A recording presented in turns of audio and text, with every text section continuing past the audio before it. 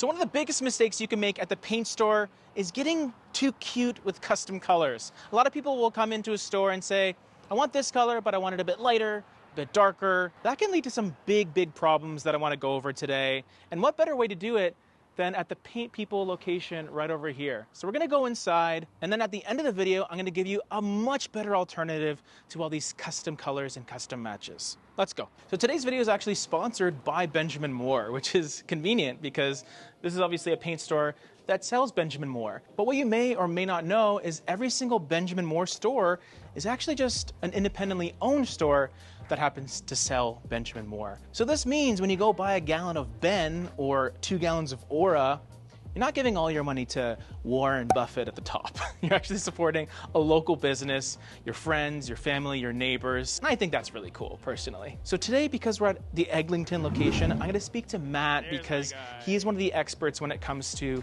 color matching and color adjustments, color as a whole. I'm Matt, I'm from the Paint People. When someone comes to the store and asks for a color 25% lighter, 10% lighter, 75% darker. My first feeling on this is that they have no idea what color they really want. They have no idea what the color is going to look like in the end on the walls. Most of the time they come back for adjustments on that color. A lot of the times people like a specific color, but they feel it's going to look maybe too dark on their walls. A lot of times when you look at color swatches, your brain is only taking in so much of this color. When you paint the whole room, your brain's taking in a lot more of this color. So it does seem either more intense, darker. I think that's where people get these colors cut back. They found the right color, but they just don't want it as dark. And when you go lighter or darker, adding more colorant or taking away colorant from the formula can change it drastically. Red, for example, 75, 50, 25%, it will venture into the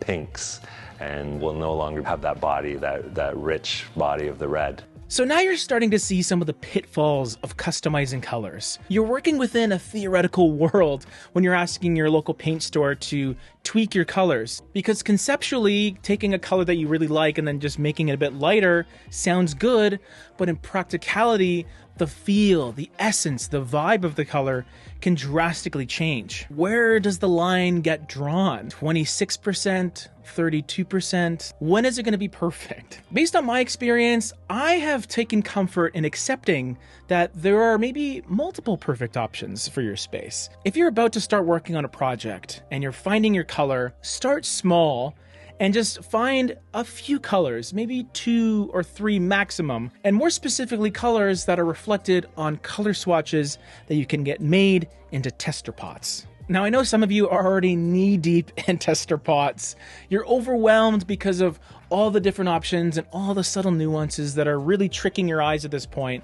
So Matt has a wonderful piece of advice for you that I want to share. Seeing someone purchasing, 8 to 10 tester pots for one room or one color in their whole house, making that hard decision, and they still can't find the color. My recommendation sometimes is to make your own color and take the remnants of these tester pots, these sample pots, and kind of do your own blends, creating your own color, and then coming into the Paint People, we'll name it your, a custom name as well. So there is kind of a feel-good stories about that. People own their own colors sometimes, which is kind of cool. Now, there are some circumstances where custom colors maybe come into play.